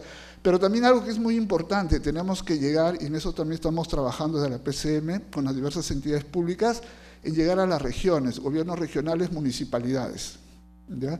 Donde también la aplicación de la inteligencia artificial es muy importante, uno de sus productos principales llamado Smart City, ¿no?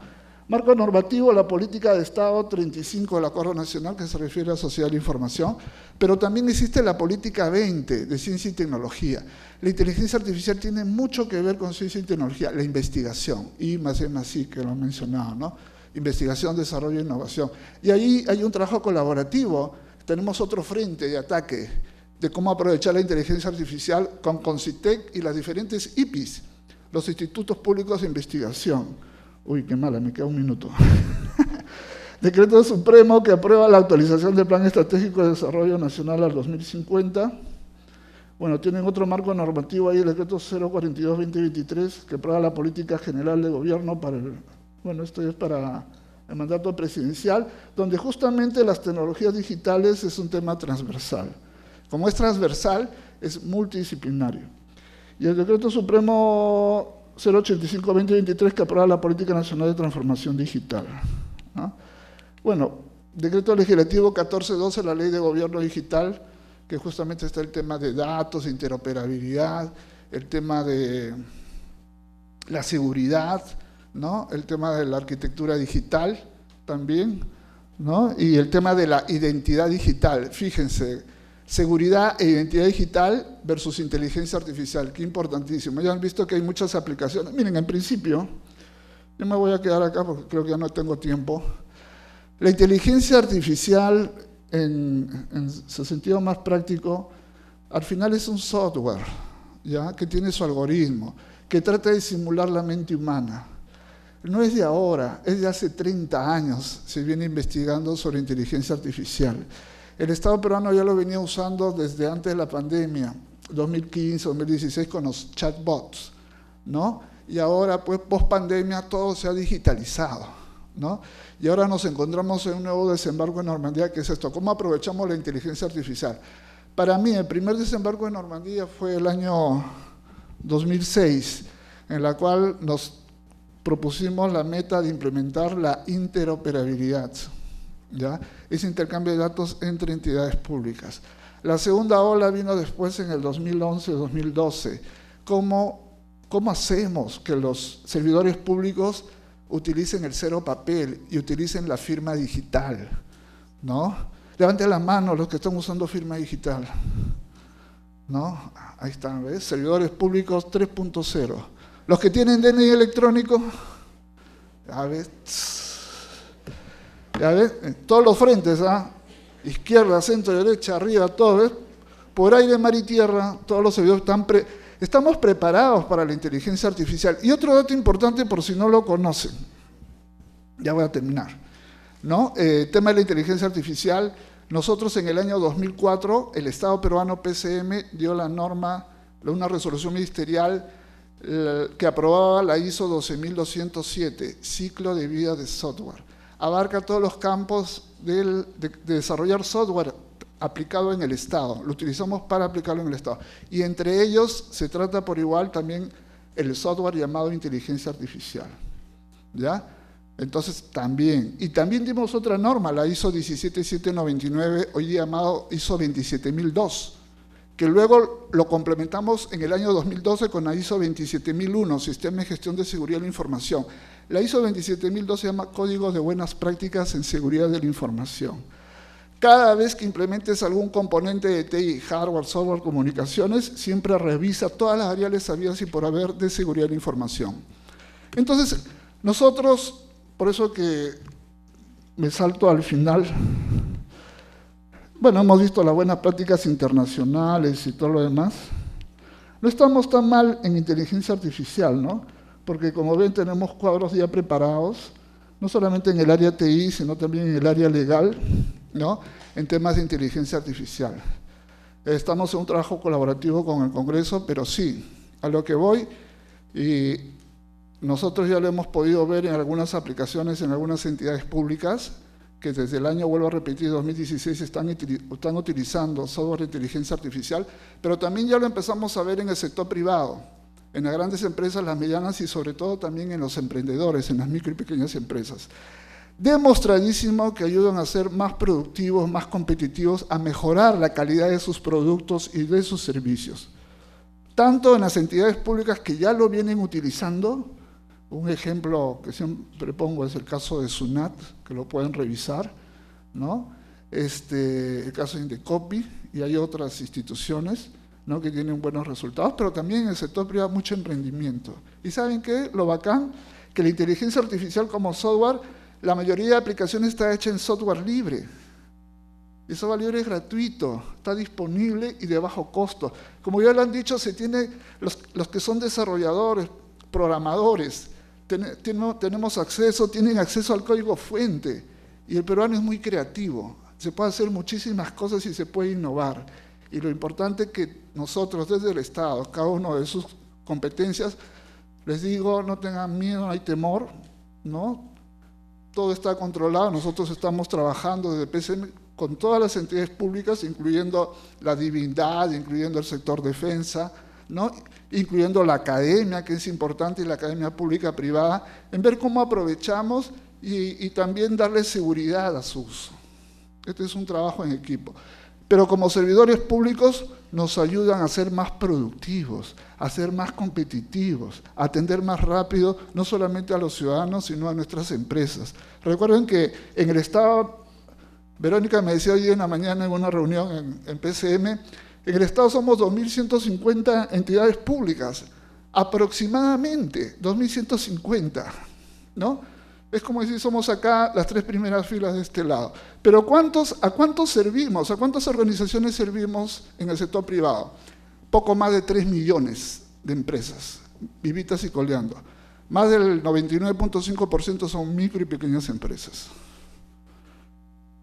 ¿Y quiénes debemos liderar su aprovechamiento al lado de otras tecnologías emergentes?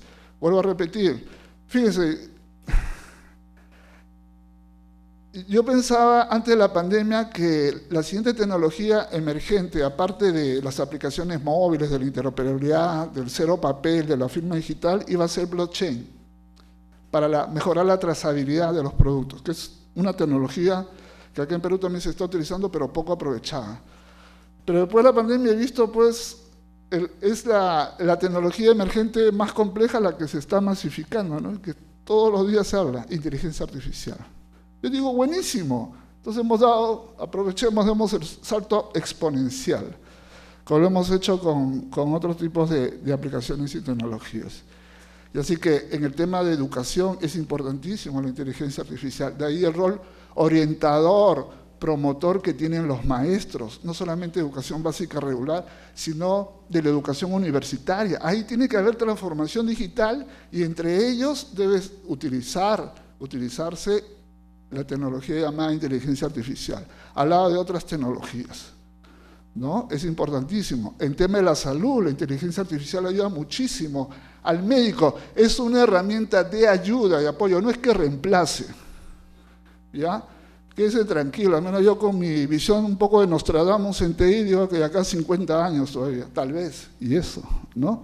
Así que por ahora, bacán, ¿no? Y vuelvo a repetir, la inteligencia artificial para el Estado y nosotros como servidores públicos debemos aprovecharla, ¿no? ¿Para qué? Para mejorar nuestros procesos, mejorar nuestras atenciones a los ciudadanos y a las empresas. Hay que darle mayor fuerza en apoyar a nuestras regiones, gobiernos regionales, municipalidades y a nuestras micro y pequeñas empresas, sobre todo del interior del país. Y la inteligencia artificial es un buen aliado. Y predicad la buena nueva. Muchas gracias.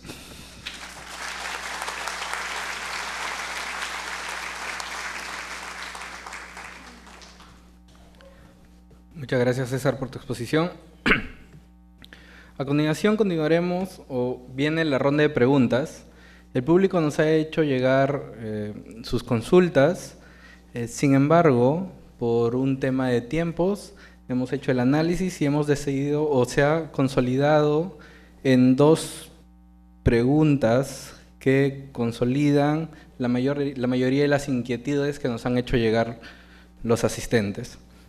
Haremos esas preguntas y les vamos a pedir a cada uno de ustedes su opinión de la manera más concisa posible, que exprese su idea a fin de poder dar respuesta a estas inquietudes. Ok. A ver.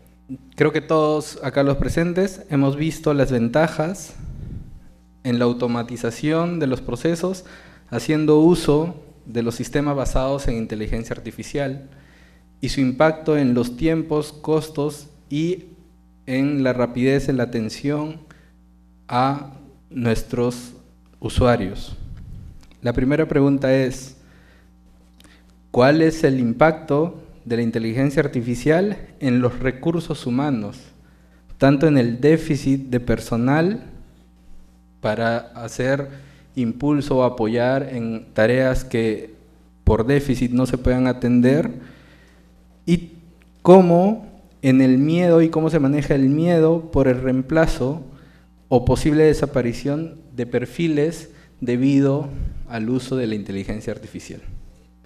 De repente podemos comenzar por José Carlos, por favor. Bueno, el talento nunca va a dejar de ser importante. Entonces, y lo que creo que ha ocurrido con la mayoría de los ciudadanos es que hemos procrastinado nuestra elevación de nuestro nivel cognitivo. Y a veces nos ha bastado, si somos miembros de un bufete de abogados, de un equipo de ingeniería, nos hemos dedicado a hacer los dibujos, nos hemos dedicado a saber hacer las cosas operativas, y hoy en día eso va a ser completamente reemplazable por algoritmos que puedan hacerlo, ¿no? Entonces, pienso que la mejor medida para poder hacer valer nuestro talento es elevar el nivel cognitivo, es decir, nuestro rol tiene que ser superior al de los algoritmos cognitivamente. Pero me da temor que desde el Estado haya la confusión. La doctora Rojas lo dijo claramente, inteligencia artificial no es automatización, no es informática, no es software. Y me da temor que el Estado piense que es un software, que está dentro de lo digital. Entonces, la reacción del Estado tiene que ser preocuparse por el nivel cognitivo de los profesionales y de los ciudadanos, de los miembros de la población, de las empresas. Obviamente las empresas probablemente lo hagan antes del Estado, pero eso se va a requerir una acción estatal, una acción pública responsable, para no disminuir el riesgo. El riesgo no está en la tecnología o en los algoritmos principalmente, obviamente tienen sus propios riesgos, pero creo que el riesgo principal está en precisamente el impacto que pueda hacer en la población, es decir, una población desprotegida de un Estado que sea negligente respecto a la protección cognitiva que debe hacer en la población, el impacto sería negativo. El impacto positivo sería que adopte el algoritmo como compañero en el emprendimiento de innovación, de perfeccionamiento y de elevación de su nivel cognitivo. Bien, gracias, José Carlos. Manuel, por favor. Bien, antes lo he comentado respecto a la atracción y captación de talento en la administración pública y retención de ese talento. Va en relación con lo que acaba de comentar el compañero. Aquí hay dos niveles. Está el nivel de elevar el conocimiento y la capacitación digital del conjunto de la sociedad. Esto es ineludible, tiene que serlo así, como, en fin, el proceso de alfabetización digital o como se le quiera llamar. Y una de las cuestiones que llama la atención, lo digo porque estoy haciendo un trabajo para un país latinoamericano y he hecho comparación de lo que se está haciendo en estos momentos en el mundo.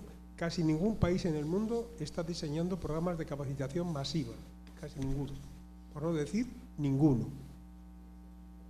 Lo está dejando al libre albedrío de las empresas, de las personas, de los particulares, y salga lo que salga. Punto uno. Punto dos, dejarlo en manos de las escuelas es una buena idea. Bueno, veremos qué pasa dentro de 20 años, lógicamente. Es una buena idea. Vamos a formar a nuestros niños y nuestras niñas en las escuelas y dentro de 20 años pues veremos a ver si lo que están enseñando en estos momentos sirve para algo, ¿no? Es otra de las cuestiones. Y después el tercer aspecto que a mí sí que me importa, que es la atracción y retención del talento en el ámbito de los servidores y servidoras públicas en la administración pública. ¿Qué es lo que está pasando? Primero, la misma constatación que antes. No hay planes generales de capacitación por tramos ni por niveles de administración pública. No existen. Existen en algunos aspectos del mundo para colectivos, o hay programas de actividades, por supuesto lo tiene la Escuela Nacional de Administración Pública de Perú, por supuesto lo tienen en distintos países, pero no hay una planificación estratégica. Como antes comentamos aquí a puerta cerrada, ¿no? Así, a micrófono oculto, y hacer planificación estratégica es como arriesgado, ¿no? Pero por lo menos la intención es que es necesario contar con el talento que ya existe dentro de la organización para subirlo de nivel. ¿Esto qué significa? Significa que sabemos que entre un 35 y un 50% de las tareas, no de las personas, de las tareas que hay en la administración pública son innecesarias. Ya lo son hoy. Seguimos contratando a personas que nuestros equivalentes en el sector privado no lo hacen. Ya hace tiempo que no lo hacen. Y después está la atracción del talento joven. Necesitamos un talento joven, innovador y proactivo y con una serie de soft skills, etcétera, etcétera, que he señalado antes, y que tenga interés de trabajar en proyectos para la administración pública, para creación de valor público y con una orientación, desde luego, a una mejora de la sociedad. Y nosotros les estamos ofreciendo un perfil profesional que a ellos y a ellas no les interesa en absoluto. Este es un problema muy grave. No pasa en América Latina solo, pasa en el resto de Europa, pasa en el ámbito universitario, dentro de la universidad, de nuestras universidades. No somos capaces que nuestros mejores alumnos y alumnas se queden en la organización porque no podemos competir con nuestros modelos de carrera, con el sector privado. No podemos competir. Es una batalla, siento ser negativo, pero es una batalla perdida en estos momentos si no hacemos una auténtica revolución. Entonces, es algo mucho más profundo, como antes lo podéis escuchar desde atrás del escenario. Esto no es una cuestión tecnológica, esto es una cuestión de replanteamiento de modelo, de reseteo del modelo. Esto significa tocar, hablando en términos de administración pública, los aspectos lógicamente, de organización, de procedimientos, de recursos humanos, de tecnología, de diseño de las organizaciones. Y esto es algo más complejo. Y ahí tenemos un vacío y después un aspecto que antes ha estado sobrevolando en las distintas conversaciones que hemos mantenido los cuatro. Lo hemos dicho casi de pasada los cuatro. A diferencia de lo que pasó a la anterior oleada tecnológica de los años 90, la administración ha dejado de liderar el proceso de cambio y transformación digital y de transformación electrónica. Lo ha dejado de hacer. A diferencia de lo que sucedió hace 30 o 40 años, donde en muchos de los ámbitos la administración era la que avanzaba dentro de las sociedades. Y esto es una cuestión, por eso la atracción de talento es una cuestión no solo crítica, es que es supervivencia absoluta. Y hay aspectos que nosotros no podemos ceder al sector privado, porque necesitamos, como ayer se comentó en el debate que había en esta sala, ¿no?, entre los anteriores presidentes de Servir y el actual presidente de Servir. Necesitamos inteligencia humana. Necesitamos inteligencia humana que sea capaz de dirigir, que sea capaz de orientar, que sea capaz de generar debate, que sea capaz de concertar soluciones, de definir problemas, de llegar a acuerdos. Y eso lo hacemos las personas, no lo hacen las máquinas. Y para eso necesitamos talento. Y ese talento necesita un replanteamiento muy serio en la manera en que estamos captando y reteniendo ese talento en estos momentos en las administraciones públicas, en todo el mundo. Muchas gracias. Verónica, desde el punto de vista de gestión pública. Sí, poco que añadir a lo que han mencionado ya anteriormente José Carlos y el doctor Arenillas. La respuesta corta es: tareas automatizables se van a automatizar, de todas maneras. Estamos hablando de tareas, no estamos hablando de personas, ¿no? Entonces, lo que nos queda a nosotros, debido a que estamos en este reseteo, replanteamiento de cómo nos vamos a organizar, cómo vamos a funcionar, es el tema de valores. Es muy importante y hay que quedarnos con esta pregunta: ¿cómo se harán las cosas o cómo se resolverán los problemas que resolvemos hoy sin inteligencia artificial, con la inteligencia artificial? Eso es lo que cada uno individualmente tenemos que pensar.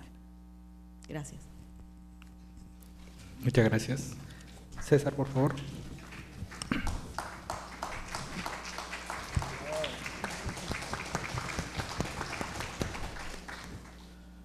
Bueno, el Estado, como todos ustedes ya saben, tiene un rol promotor y regulador, principalmente, ¿no?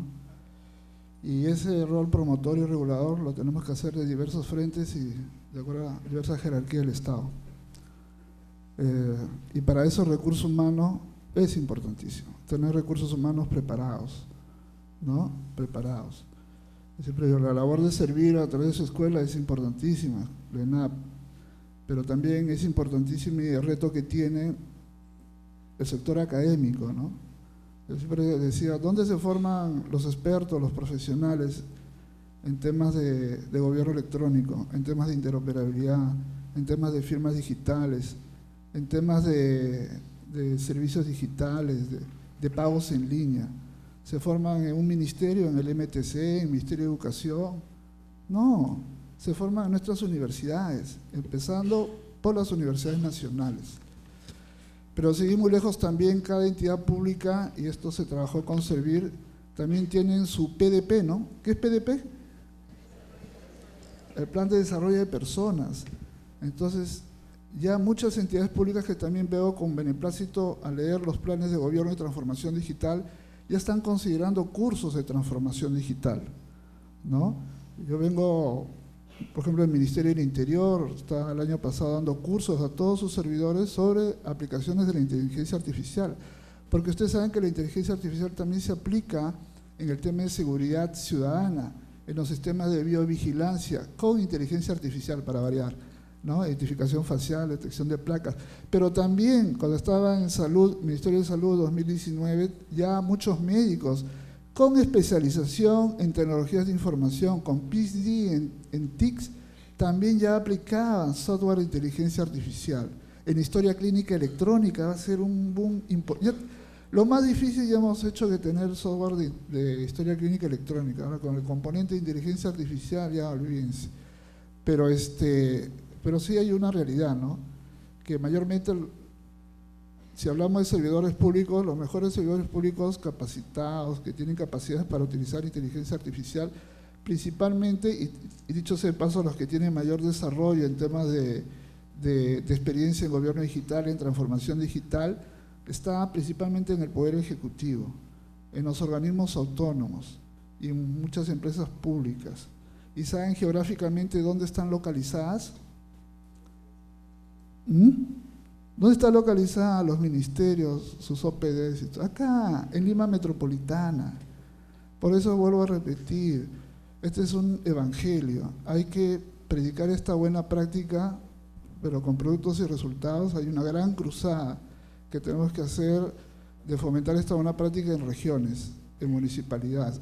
Por ejemplo, algo que estábamos promoviendo también es la nueva gestión pública, la modernización de la gestión pública en municipalidades debe tener el enfoque de ciudades inteligentes.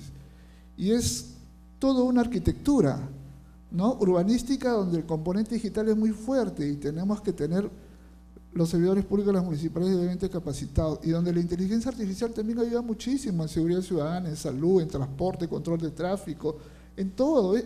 Las tecnologías de información es transversal a toda la modernización de la gestión pública. Lo decía la Política Nacional de Gestión Pública del 2013, ¿se acuerdan? ¿No? Es transversal, ¿ya? Y la inteligencia artificial, como otras tecnologías emergentes, vuelvo a repetir, como blockchain, la más cercana para mí, es transversal a todo el sector público, pero no solamente al sector público, es transversal a todo el país y hay que aprovecharla.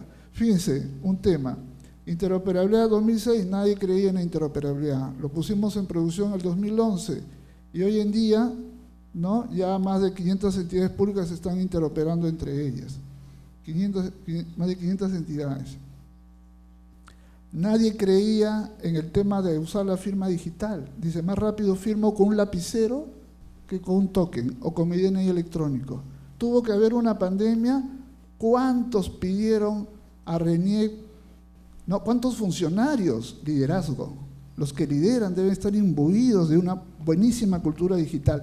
¿Cuántos pidieron, rogaron que lleven su computadora a su casa, que RENIEC les dé de una vez la firma digital y lo graben en el token? Tuvo que haber una pandemia para que haya ese cambio cultural, ¿no es cierto?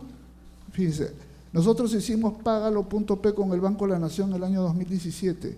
Nos entusiasmamos y entonces promovimos la billetera electrónica, porque vimos en África las buenas prácticas usando la telefonía móvil. Gastamos cerca de 2-3 millones de soles, hicimos BIM con el sector privado, ¿no? Con la banca privada hicimos BIM. Y en las pruebas piloto pues todo iba bien bacán, porque la gente, los bodegueros, los comerciantes que participaron en un focus group, dijeron sí, es rentable y todo bacán. Lo pusimos en producción y no tuvimos el resultado esperado.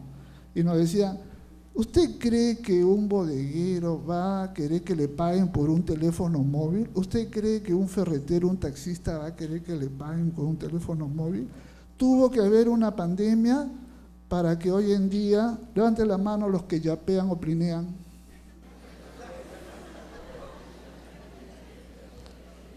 ¿Te das cuenta? La necesidad, ¿no? Hizo que ahora esto se masificara.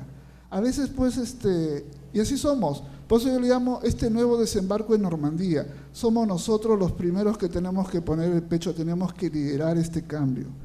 Y con toda la seguridad, no estamos solos, es un trabajo en equipo, multidisciplinario. Y nosotros somos en Perú, como ya lo ha dicho acá el amigo, tenemos la cooperación nacional, la cooperación internacional. Nosotros en PCM tenemos un equipo de expertos coreanos, con lo cual venimos trabajando desde el 2007. Una de las importantes que hemos avanzado en estos temas de gobierno y transformación digital en Latinoamérica es porque hemos trabajado no solamente a través de acuerdos, memorándum, ver documentos de organismos internacionales y de países amigos, sino que hemos hecho lo posible de traer a esos expertos. Y esos expertos, al menos de Corea del Sur, como también de otros países, pero más los coreanos, tenemos un equipo permanente. Desde hace 7 años que se van rotando cada 6 meses, cada año, cada 3 meses, etcétera. Y hoy día tenemos 11 expertos coreanos, muchos de ellos que han trabajado en Hyundai, en Kia, en Samsung, LG, son marcas conocidas por citar algunas y otras empresas. Y hoy día tenemos unos 2 o 3 expertos en inteligencia artificial, ¿no? Entonces, que nos están apoyando en la siguiente generación de servicios basados en, hoy día la generativa, luego vendrá la explicativa, y en eso estamos nosotros tratando de ser los primeros pilotos también, porque hay que adelantarnos también, ¿no? Como servidores públicos hay que ser proactivos, ¿no? Pero este es un trabajo en equipo, ¿no? En la cual creo que todos, de una u otra manera, somos partícipes. Gracias.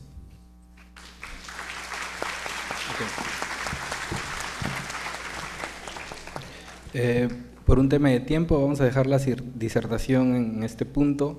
Agradecemos a José Carlos Machicao, Manuel Arenilla, Verónica Rojas y César Vilches por su participación.